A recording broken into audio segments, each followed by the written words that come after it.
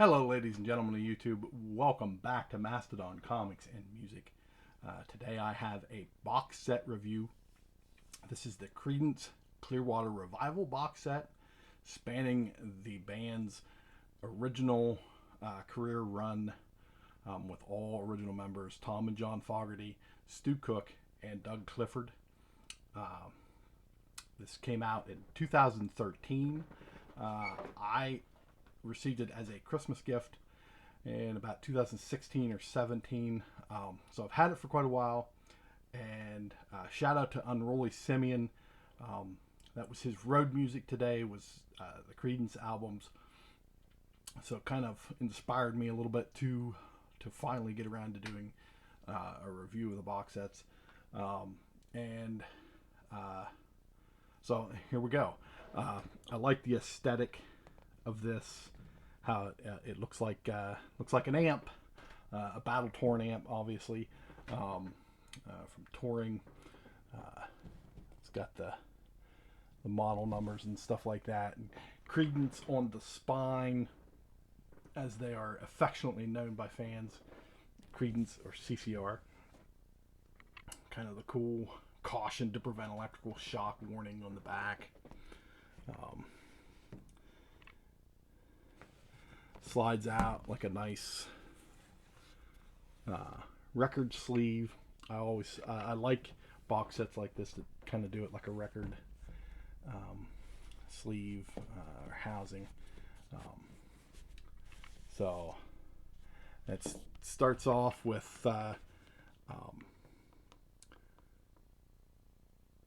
songs from the first album, the first and second album, I believe. Oh wait, my apologies. I don't believe these are in order. We'll pause. Now that I have the freaking things in order, we'll start off with the booklet. It comes with a nice booklet. Pretty cool band photo. There's Stu and Doug, Tom, John and Tom. I pointed at the wrong people, but you all know who they are.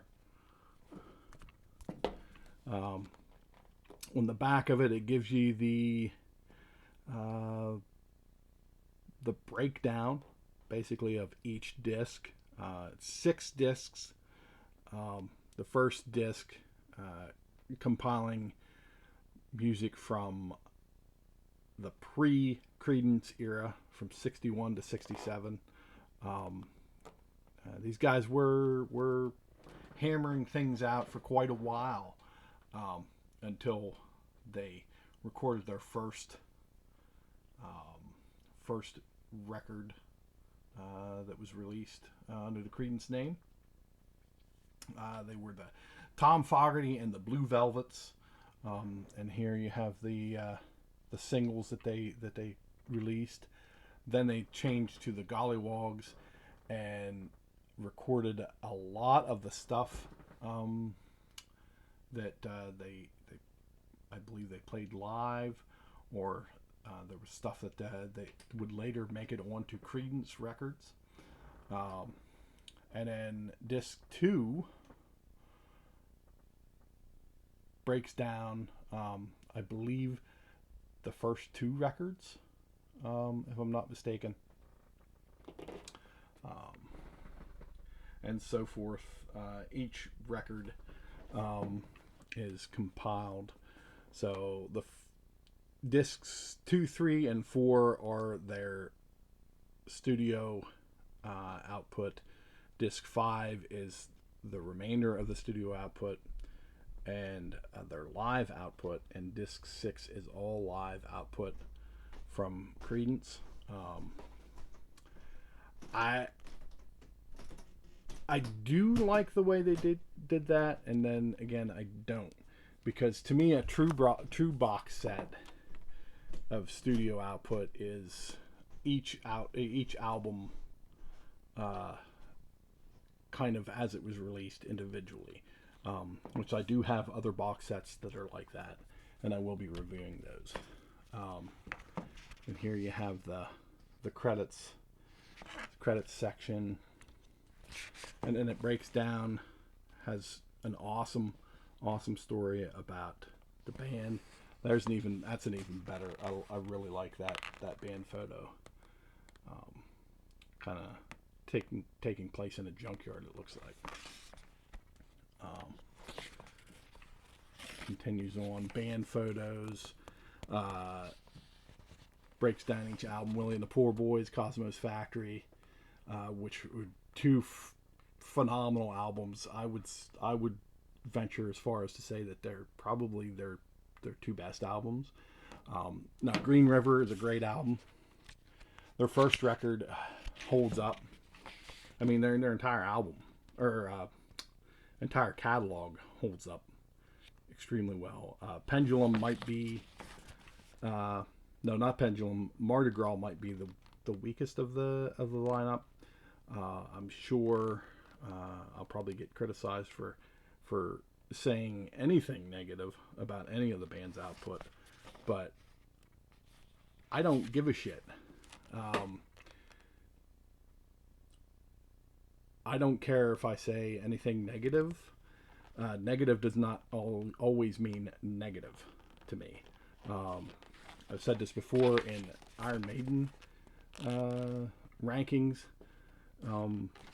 It doesn't mean I love the records any less.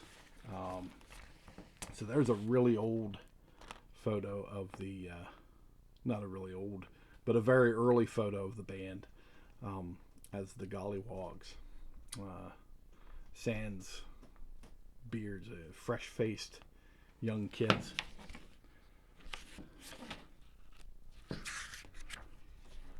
And it continues on, and then it breaks down. There's a really good one. I think that's from A Gateful to one of the albums. I'm not sure which. I can't remember which. But then it also breaks down each track, when they were recorded and so forth. The Midnight Special. The Midnight Special.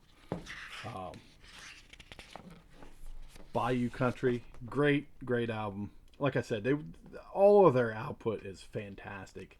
But in terms of what they did throughout their career, certain albums are a little better than others. I don't feel that discredits any of the albums, really. But yeah. And some of the album covers were really fun. It denoted the type of band that they were.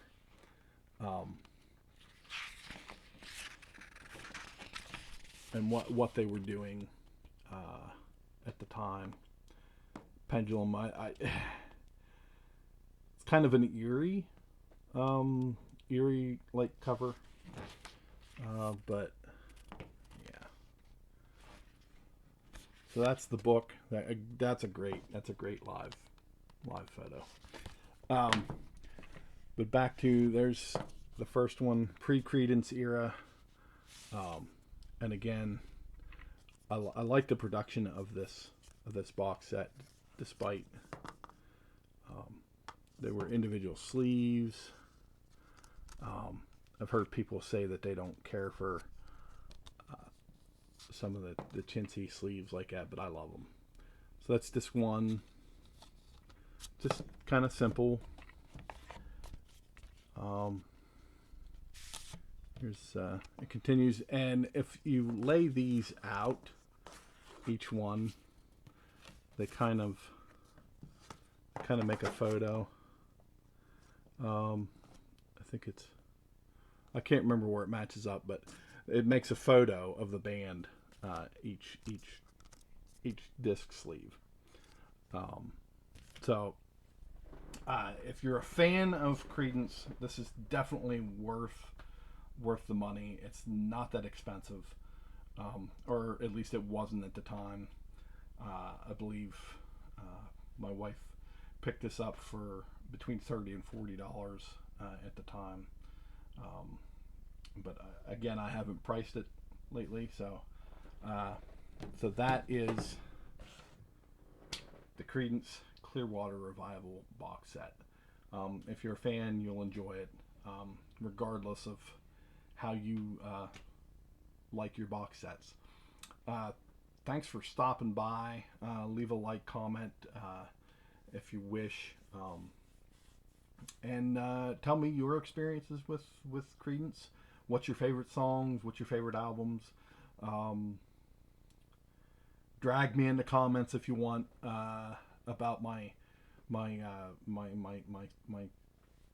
statement on Mardi Gras, their last album. It was actually their last album as the original unit, and it had some great songs. One of my favorite songs from their entire catalog is on that album. So take that explanation and run with it. So thanks for stopping by. Look for more reviews, box set reviews. I have the Doors box set I want to review. Queen's The Crown Jewels. Aerosmith's Box of Fire. All fantastic box sets, retrospectives from those bands. Thanks for stopping by, and get out there and listen to some music.